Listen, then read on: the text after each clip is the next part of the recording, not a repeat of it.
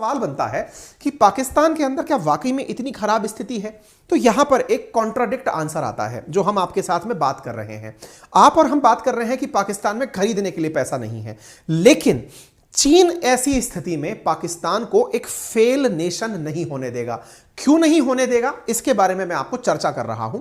असल में हुआ क्या, हाल ही में प्रधानमंत्री नरेंद्र मोदी की अध्यक्षता में देश के डीजीपी और आईजी यानी जो हमारे डीजी पुलिस महानिदेशक और पुलिस महानिरीक्षक जितने भी हैं देश भर के, उनकी एक बैठक हाल ही में 22 जनवरी को, ये 21 जनवरी के आसपास की बात है, पुलिस निदेशकों की एक बैठक आयोजित की गई थी नई दिल्ली के अंदर। और उस बैठक के अंदर प्रधानमंत्री और गृह मंत्री समेत तमाम देश के नेता प्रेजेंट थे।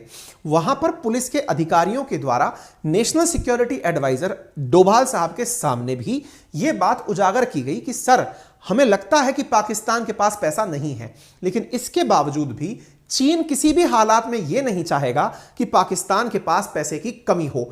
ऐसी स्थिति क्यों नहीं चाहेगा, तो उसके पीछे का बड़ा कारण है कि भारत का पड़ोसी पाकिस्तान, इसके साथ साथ भारत के पड़ोस में श्रीलंका, नेपाल, भूटान, इन सभी को अब चाइना अपने फंड से अपने अधीन करना चाहता है ताकि भारत को इस क्षेत्र की ग्लोबल पावर बनने से रोका जा सके।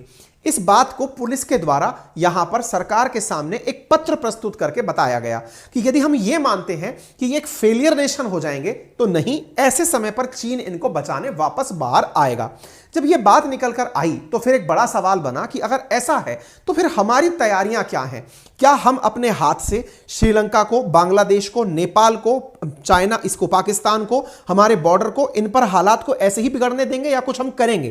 तो ऐसी स्थिति में फिर अपडेट निकल कर आया। अपडेट यह निकल कर आया कि इंडिया ने श्रीलंका के अंदर बिगड़े हालात को मिटाने के लिए अपने द्वारा जो सबसे बेहतरीन कार्य किया जा सकता था, और वो था कि इंडिया दुनिया का वो पहला देश बना जिसके द्वारा श्रीलंका को उसकी डेट रीस्ट्रक्चरिंग के लिए हेल्प की गई। यह खबर 20 जनवरी की है। आपको याद होगी, भारत के तरफ से भारत के विदेश मंत्री श्रीलंका की टूर पर गए हुए हैं और उन्होंने वहां जाकर कहा कि वी आर द फर्स्ट, यानी कि हम आपके लिए वो पहले देश हैं जिसने आपको कर्ज भी दिया और आप जब चुका नहीं पाए तो उसकी समय सीमा भी हमने बदल दी, यानी हमने कंडीशंस भी बदल दी। तो डेट रीस्ट्रक्चरिंग करने वाली जो चीज है वो भारत बना। यहां पर आप खबर के अंदर देख सकते हैं। दूसरी बड़ी बात, भारत ने श्रीलंका की जब मदद की तो आप खबर देखते हैं 20 जनवरी की, श्रीलंका ने भारत को धन्यवाद दिया और कहा कि सर बहुत धन्यवाद कि आप हमारे लिए वो देश बने जिसकी वजह से अब हमको आईएमएफ लोन दे पाएगा। क्योंकि आईएमएफ की शर्त यही थी कि भारत और चीन अगर आपका डेट रीस्ट्रक्चर कर देंगे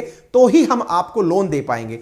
आपने इनिशिएटिव लिया, आपकी होड़ाहोड़ चीन पीछे पीछे चला आया और कहा कि मैं भी आपको लोन रीस्ट्रक्चर कर दूंगा, शर्तों में परिवर्तन कर दूंगा। ऐसी स्थिति में आईएमएफ आगे आ गया है। दैट मींस भारत ने श्रीलंका को ऑबलाइज्ड फेज में पहुंचा दिया है। बात करते हैं दूसरे देश की। भारत ने इसी बीच में बांग्लादेश के अंदर पॉलिटिकल स्टेबिलिटी को स्थापित करने में मदद की है। यह हम नहीं बोल रहे हैं, पाकिस्तान यहां के खुद मंत्री बोल रहे हैं कि भारत ने हमारी मदद की हमारे राजनीतिक संकट को मिटाने के लिए। इसी बीच में तीसरी खबर आती है म्यांमार से। मैं एक एक चीजें आपको क्यों बता रहा हूं, ताकि आपके मन में यह ना आए भारत क्या कर रहा है, वो सारा अपडेट दे रहा हूं। पाकिस्तान फेलियर स्टेट हो सकता है, लेकिन भारत अपने पड़ोसियों को अकेला नहीं छोड़ देगा।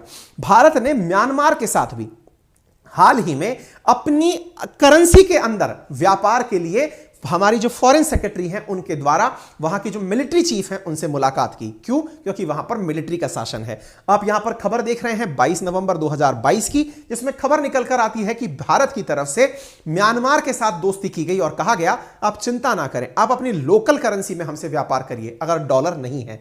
अर्थात भारत म्यांमार के साथ भी अपने लेवल पर सहयोग देने आगे पहुंच गया।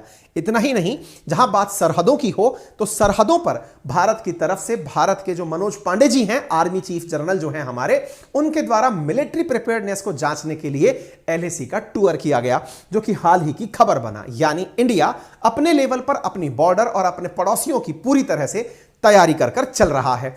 हालात पाकिस्तान के हैं, लेकिन देखना होगा कि पाकिस्तान के विषय पर दुनिया पाकिस्तान की मदद करने कितना तेजी से आगे आती है। स्थिति अगर आज की हो तो देखकर लगता तो नहीं है कि पाकिस्तान को कोई फेल होने से बचा पाएगा। आप में से बहुत से लोगों का एक सवाल जरूर दिमाग में हो सकता है, आपने इस खबर को डिस्कस क्यों किया? केवल इसलिए कि आपको दुनिया के, कहते हैं ना, अगर किसी का मुंह दूध से जला हो तो वो छाछ फूंक देकर पीता है, लेकिन इस दुनिया में एक बहुत बड़ी बात किसी ने कही है और वो ये है कि सारे अनुभव खुद ही नहीं लेने होते, दूसरे के अनुभवों से भी सीख लो। यानी जब दुनिया को आप देख लो और उसके अनुभव से सीख लो कि उसने क्या गलतियां की थी, उसकी गलतियों को अगर मैं नहीं सीख पाया तो मैं शायद अपने समय का सदुपयोग नहीं कर पाया। साथियों, इस देश की, इस दुनिया के अंदर वो सभी देश फेल मारे जिनकी पॉलिसीज में फेलियर था। चाहे आप श्रीलंका देख लें, चाहे आप पाकिस्तान देख लें, चाहे आप नेपाल देख लें। आप बात करें भारत की, क्या भारत भी इसी तरफ बढ़ रहा है? साथियों, आरबीआई के द्वारा हाल ही में, नीति आयोग के चेयरमैन के द्वारा भी हाल ही में, वित्त आयोग के कमिश्नर के द्वारा भी हाल ही में सरकारों को चेताया गया है और कहा गया है कि आप जो ये मुफ्त की योजनाएं चला रहे हैं, ये 10 साल के अंदर पूरा हाल देश का बिगाड़ कर रख देंगी। जनता से सरकार में बने रहने के लिए समर्थन के नाम पर मुफ्त योजनाएं वोट पाने का साधन जरूर हो सकती हैं, लेकिन खजाना लुटाकर सरकार चलाना ये एक अच्छा दिमागधारी फैसला नहीं हो सकता है। साथियों, अगर आपको यह बात समझ में आ गई तो इसे पाकिस्तान से रिलेट कर लीजिए। आपको आंसर देता हूं मैं।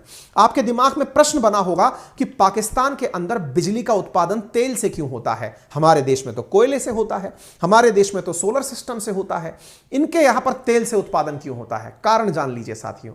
जनता को ज्यादा भार ना पहुंचे, इस वजह से पाकिस्तान की सरकार पेट्रोल और डीजल पर टैक्स नहीं लगाती। बहुत कम मात्रा में मामूली सा टैक्स लगाया जाता है।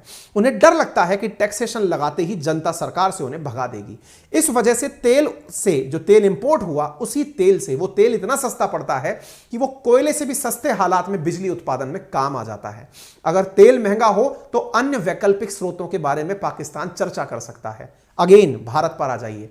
अगर भारत सरकार के द्वारा या राज्य सरकारों के द्वारा लगातार किसानों के लिए या फिर किसी के लिए भी, चाहे उद्योगपति हो, किसान हो, या फिर किसी भी प्रकार की सब्सिडी जैसी योजनाएं चलाई जाती रही, या फिर एक और तर्क यहां पर जोड़ दिया जाए, सरकार के द्वारा वो नीतियां जिनके लिए मना किया जा रहा हो कि आप लोगों को शक्ति संपन्न बनाइए, किसानों को सब्सिडी से ज्यादा स्वामीनाथन आयोग की रिपोर्ट पर विचार करिए, लोन माफी किसानों को नहीं चाहिए, उन्हें चाहिए कि उनकी खरीद सुनिश्चित करिए, उन्हें अच्छे दामों पर फसल की खरीद करवाइए। ऐसी सकारात्मक चीजें जब तक देश में नहीं आएंगी, देश हमारा भी कोई बहुत अच्छी स्थिति में नहीं जाएगा। हालांकि फिलहाल चिंता की बात इंडिया को नहीं है, लेकिन लॉन्ग रन में हमें सोचने की परम आवश्यकता है। फिलहाल के लिए इतना ही। अगर आपको यह जानकारी पसंद आई हो, जरूर लाइक शेयर करिएगा। और एक बात बता दूं, आप लोग इतना प्यार और हमें साथ समर्थन देते हैं, अंत में एक छोटी सी अपील हमसे और सुन जाइए।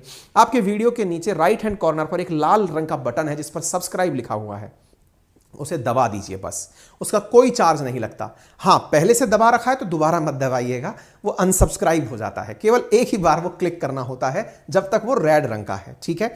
उसका कोई पैसा नहीं है। फायदा हमें यह होता है, जब भी हम आप तक कोई भी वीडियो लेकर पहुंचते हैं, सूचना आप तक सबसे पहले पहुंच जाती है। इतना प्यार और स्नेह देते हैं आप, तो वीडियो को लाइक भी प्लीज कर जाइएगा, जिसको एक थम्स अप के रूप में दिखाया गया है। आप उसको जब क्लिक करेंगे तो आपके लाइक वहां पर पहुंच जाएंगे। सेशन को अपने साथियों से भी साझा करिए ताकि उन्हें भी ऐसी दुनियादारी की जानकारी मिलती रहे।